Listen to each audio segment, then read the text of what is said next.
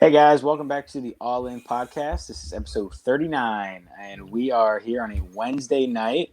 Kind of weird Wednesday night. No NBA tonight, no NFL tonight. We're kind of getting spoiled with all these sports at once, but what are you going to do tonight, man?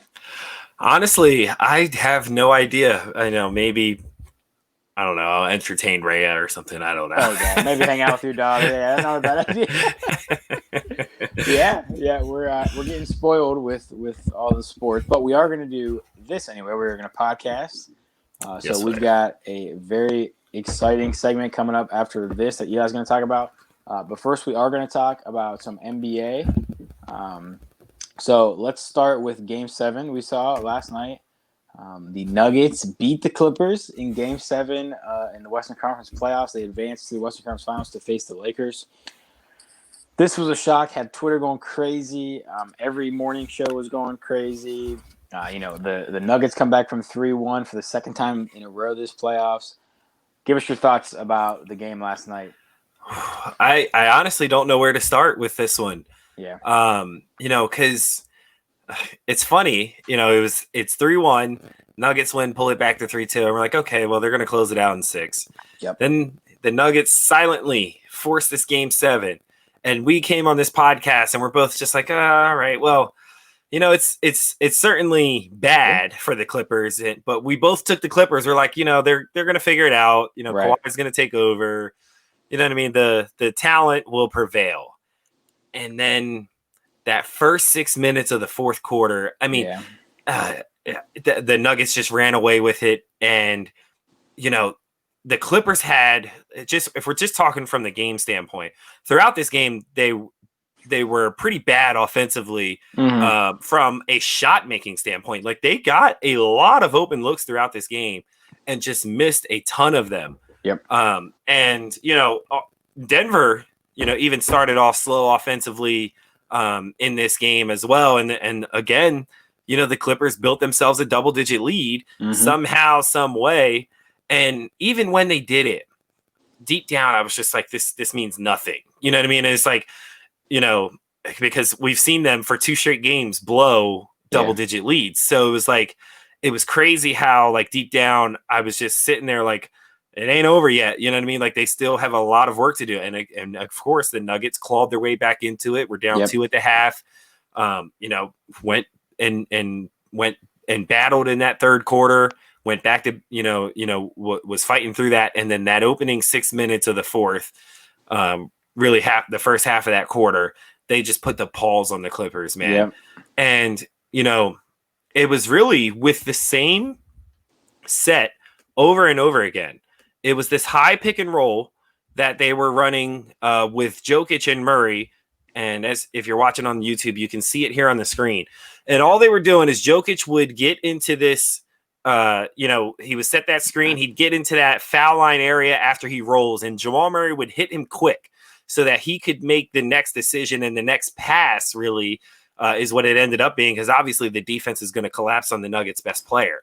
So he was forcing, whoever that backline defender, it was often Paul George, but really, now it's a 3-on-4, right? You got Paul Millsap making this cut on the baseline, right? Which forces that wing defender to drop. And he's like, okay, well, you got to make a decision now. You're either going to have to drop and take this cutter, or it's an easy dunk. Or if you drop, I'm just going to kick it to the shooter over here on the wing or deep wing area for an easy, wide open look. And they did it repeatedly. The Clippers had no answer for it. And it was mostly because, they were so afraid of Jamal Murray in the ball screen. They were blitzing him.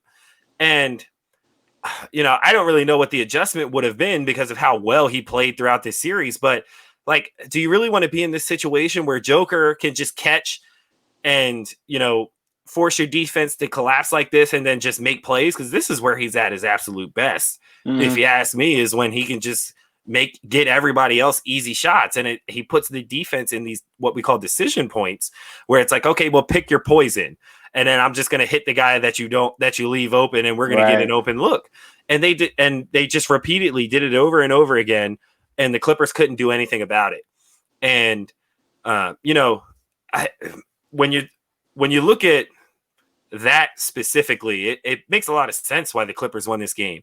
But if you go back and you look at these two teams on paper, there's no reason the Clippers should have lost this game, period. And to me, we see, again, Paul George on the biggest and brightest lights shrink on the biggest stage. And, you know, again, I'm a Paul George apologist, I guess, for a lot of times. And in this case, I have nothing for him today because he was god-awful once again in a Game 7 do-or-die situation with, 10 points, awful shooting night. He hit the side of the backboard on a corner three. I mean, he looked terrified is what he looked.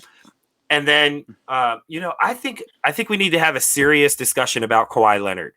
Oh, and here's what we need to have a discussion about. Oh boy, Kawhi Leonard is a great player. Let me just put that out there first and foremost. He's a championship caliber player, and still one of the best two-way players in the league.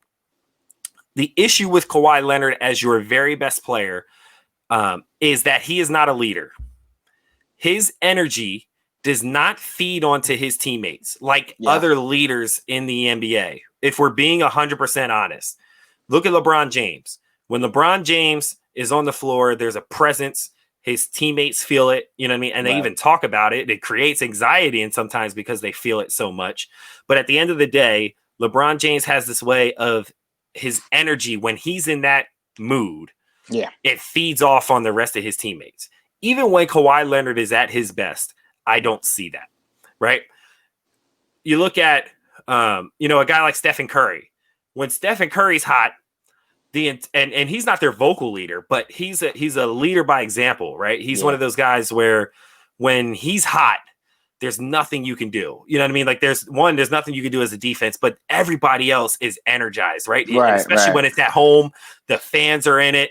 You know what I mean? And it's just like, you just feel you're getting pummeled, you know what I mean? When he's hitting you with all those threes, things like that. And there's other guys in the league, obviously, who have that impact, but Kawhi Leonard does not. And when you really sit back and think about it, even on the Raptors last year, he wasn't the leader of that team. Well, he didn't Kyle need to Lowry. be. And he didn't need to be. And Kyle Lowry was, right? So Kyle Lowry was who made that team beat. He was the heartbeat of that team. He's what made them go. Kawhi Leonard was there to close games, not to carry them in any facet of the imagination, because they were very, very good without him last year and again this year. So his job was literally, hey, come down, come here and knock down these big time shots down the stretch, or when we need go-to buckets, we can give you the ball to do so. Yep. And then you go back to his time at the Spurs. Obviously, he started with Tim Duncan, Tony Parker, Manu Ginobili. He didn't have to say a word when you have those three legends as your teammates. And after they left, we saw what happened. He had a good run in the playoffs, although Ginobili was still there. Yes. And I believe Tony Parker was still there. Correct me if I'm wrong. On that last run where he got hurt against the Warriors, I think Tony was gone by then, but Ginobili was still there at least. Yeah. So he's still not quite the leader of that team. And as long as Kawhi Leonard has had a tremendous amount of support and depth, he has not been exposed like he was in this series. Last night, we saw Kawhi Leonard on the biggest stage score 14 points on 6 of 22 shooting. Hey. Never in my life would I have thought up until this point I would be reading a stat line like that for Kawhi Leonard, because for this long time we've seen him in this Michael Jordan, Kobe like light. And I think it was a facade, if you ask me. I don't think he was ever truly that guy. Oh, man, you tearing into him. I don't think he was ever truly that guy. He just had those moments. Let's really look at it. Yeah. What other than last year in the playoffs, when has he been the guy that goes down the stretch and makes these big shots? He did it last year. Granted, great. He didn't do it at all this year. Even against the Mavs, I don't think we really saw that in the first round series. Not to the extent we saw it last year. If we go back to when he was playing with the Spurs, it wasn't like that. The last time he was in the playoffs, it was not like that. Mm. And I think we bought a little bit too much of the Kool-Aid from last year's playoff run. And we forgot that Kawhi Leonard actually has a history of disappearing in big moments. We go back to Game 6, Spurs Heat. Before Ray Allen hits that shot, he missed on two different times. He missed free throws down the stretch that would have iced the game and put, Ray Allen's three wouldn't have even mattered had he knocked down a free throw the prior possession, because they would have been up 4. And obviously he was young, so maybe we give him a little bit of a pass for that. But last night, I think we saw that resurface. That he got tense. He didn't look like he could get to his spots for the first time in a long time. He just looked like he couldn't get to his spots and get comfortable and get the shots that he wanted.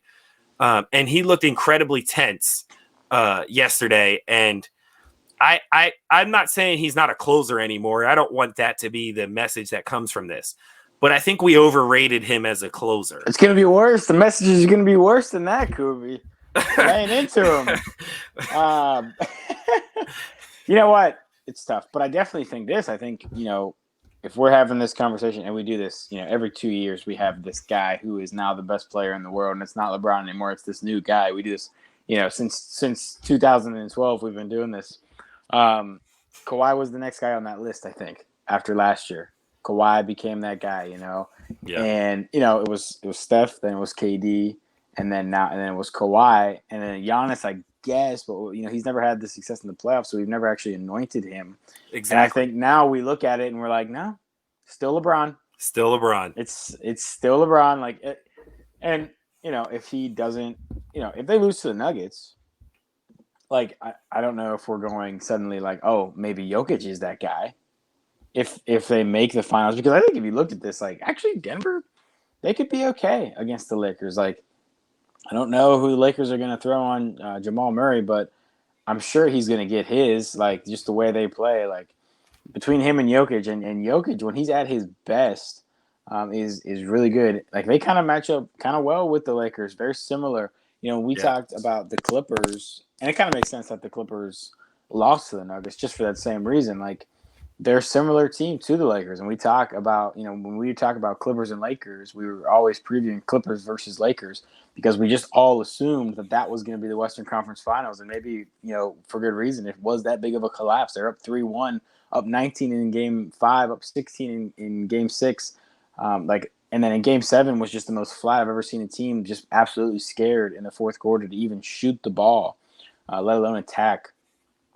But maybe, we look at that, and when we were previewing Lakers-Clippers, we were always saying, what are they going to do with Anthony Davis? Anthony Davis is the biggest mismatch here. He's a bigger mismatch than Kawhi is. What are they going to do with Anthony Davis? Well, same kind of thing. What are they going to do with Jokic? Jokic was a problem for them. They could not do anything. Harrell was terrible all playoffs long. Specifically in this series, he was very bad, unplayable at times, really. Yep. And Zubac was not a guy who could match Jokic's athletic ability at all. And Jokic was just toying with him really with his footwork, and he couldn't be on the same court guarding Jokic. And then that puts the Clippers in a really big bind whenever they're throwing Kawhi on him, they're trying all different things. Yeah. Paul George on Jamal Murray, Kawhi on Jokic, and then you just think, okay, well then we can switch everything. Well, not really. Because, they both are guys who want to get out and hedge or get over those screens. And then just like you broke down, that opens up almost every time because you're so focused on Murray shooting the three and how great he's been in the playoffs and how, we're going to have to start looking at him going forward as a top, 20, 15 guy. Where do we put Jamal Murray on this, totem pole when we rank these under 25 guys or under 23? I think Jamal Murray probably is in that group with Devin Booker and Donovan Mitchell, certainly that level. Maybe he's approaching the Tatum, and then obviously after that you have Luka and Jokic. Obviously Giannis is a different level, probably. Yeah. But I think he's inserted himself in that conversation. It's not like this was a first round game either. This was Game 7 against the team that all year were in the playoffs is going to be so tough to beat them and score on them. And Jamal Murray scores 40 and puts on a show. Yeah. So yeah. Looking back, of course, we always look back at him and say, of course, how did we not think of that? But it kind of makes sense. Yeah. Let me ask this. Are you off of Doc Rivers? You think they should move on, or you think they should keep him around?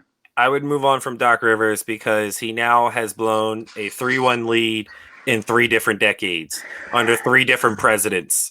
Wow. Doc Rivers has a history of blowing leads now, and it's a bad one to the point where in 2010 finals, the audio just came out of Phil Jackson in a huddle with the Lakers on the road in Boston, talking about how the Celtics blow leads in the fourth quarter. Wow. So, and that was the same year that they went on to win a championship, which they were down 3-2 in that series as well. Mm-hmm. Doc Rivers teams blow leads. I don't know what it is. I hate to do this to a black coach during a social justice movement about equality. And a leader too at that, and a leader in the movement. A leader in the movement. But he has too many failures. Yeah. Of lead blowing in this case. So yes, I'm out on Doc Rivers. And honestly, he has one championship with really after a trade that got him by far the best team in the league at that time. Yeah. And then lost in the Eastern Conference Finals the following year with that team, and then lost in the finals up 3-2 with the same team following after that. And they never really had a chance getting back past that point. So yeah, I'm out on Doc Rivers. Yeah, that's tough. He's obviously such a leader, and I would love to see him maybe in like a front office job or even working in the league office. That might be a good role. But I think if I'm the Clippers, I'm just looking at it, and obviously now if I'm the Clippers, I'm saying, well, Kawhi, what do you want to do, man? You want to keep him? You want to get rid of him? And Kawhi's gonna be like, no, I think we're okay, and they'll be fine. And probably Doc Rivers, I think, is going to be there next year. Yeah, I did see Chris Haynes had said that was going. I mean, people say that all the time, and people were out the next day. But I think they're probably going to keep him around. I would be with you though, and say I'd maybe move on from him. So let's go to Eastern Conference Finals then. We saw Game 1 yesterday. Overtime, Heat beat the Celtics by 3. Jimmy Butler had the huge bucket. This was a really good game. Yeah. Excellent game to watch, which we all expected coming into this series. Heat, the Heat, Celtics, and the Raptors were all really evenly matched teams. And so whoever we got in this conference finals was, this was going to be great to watch. This one's going 7. I don't know if that's not apparent. Has to go 7. The Heat have the best closer so far in this postseason, which has been Jimmy Butler, and he did it again last night in overtime. And then Bam with like one of the greatest blocks I think I've ever seen live. Easily. On Jason Tatum. So I don't know how his shoulder didn't just pop out. Mine would have been done for, I can tell you that right. So yeah, I mean, it was a great game to watch. So I had the Celtics in 7. I said that on Twitter. I'll say it here on the podcast. I still am going to stick with that. I think they even it up in the next game. Because I think Kemba Walker is the biggest mismatch here, but he's going to have to play so much better, man. He has not looked good. What is going on with him? I don't know. He was playing so well, and then the Raptors kind of like that boxing one. I think has just kind of thrown him out of rhythm, messed him up. So we'll see, man, if he can find. Because if he doesn't, I don't think the Celtics can win this series. So he'll find it. He'll come out with a step back one day, and we'll say, "Oh, there's Kemba." Yep, there's fucking Kemba. He did pull it out last night. Just wasn't game. Listen, but he did pull it out. Yeah, he's dirty. So I think I probably am going to go with the Heat in this series. I would took the Heat before the series started, and I don't think this game really tells us who's a better team at all. I think it just tells us they're pretty evenly matched, and this is going to be a 7-game series. Agreed. I think this is going to come down to is Tatum ready to be that guy? He beat the Raptors, but really his main, because let's be honest, a lot of times it's who's the best player in the series, especially when the teams are so tight like this, like Toronto and Boston and Miami and Boston. They're so tight that it's like who's the best player in the series. If Tatum wants to be the guy, I think Jimmy Butler is fringe top 10 of most lists of NBA players. Yeah. Now in the playoffs, he takes it to another level though. That's kind of like the mystique with him is like how he elevates in the playoffs and how he's just like a guy you want on your team in the playoffs. Like you want him with the ball in his hands for your team in the playoffs. There's a few guys that you would trust more with the ball in their hands for your team than Jimmy Butler. And like if Jason Tatum wants to be considered that type of a guy, I think he has to outplay Jimmy Butler and he has to win the series. Otherwise, we're going to look at Jimmy, and if Jimmy goes to the finals, like how are we going to think of him differently? Like that's the beauty of when we get down to these Eastern Conference finals and then the finals. Like the narratives around these games are so important for legacy. Yeah. Like this guy, he made if he makes the finals, like that's something that sticks with your resume. Like, and of course, if you win a championship, like that sticks with your resume. Like the type of guy we think of you as. Like just think of Harden and all the mistakes he said. Think of the type of guy we think of him as. Like we just don't trust him. Like think like an exercise sometimes you can do is like, okay, minute 30, open three, he shoots it. They're down by 2. Do I think it's going in? Right. And I feel pretty confident with my success rate of like, if that guy's shooting, like I feel pretty good if I'm like, he's going to make that. Like usually that guy makes it because we know what a lot of these guys do. We remember the legacy. Sometimes we're wrong in the regular season, but like this is what we remember is what you do in these moments. So it's going to be so cool to see Jimmy, like if he ascends to, like if he makes the finals. And so let's do this then. If the Heat win, I think the Heat winning is totally justified. I think they're actually just a slight favorite, really. The Nuggets, if the Nuggets win, that'll probably be the upset. If it's a Nuggets Heat, or really even Nuggets Celtics finals, are we then gonna say? Are people gonna remember this as an asterisk season? Is that is this bullshit? Maybe because Twitter hype beasts get like that. I personally wouldn't. Because if I'm not going to call it an asterisk with the Lakers making, I'm not going to say that. I'm not going to say it with these two teams. Yeah. So me personally, I'd say no, but I can absolutely see that being the narrative on Twitter, especially from LeBron fans. They just, you know what I mean? That's just how they are. That's just how they are. Yeah. Yeah. So, we'll see. Okay. Well, that is all the basketball we had. We are going to be going live for. What are we doing, Eli?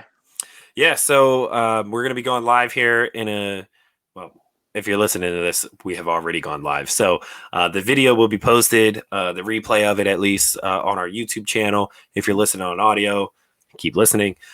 You'll hear that part coming up here. Dave Kluge from the podcast or Pregame HQ and Fantasy Pros. He's a fantasy sports writer / editor. And he's going to be giving us some fantasy advice and things like that and talking a little bit NFL with us for upcoming games of week 2. So stay tuned and we will see you guys again on the other video. Yeah. So, yeah, we are going to be over there.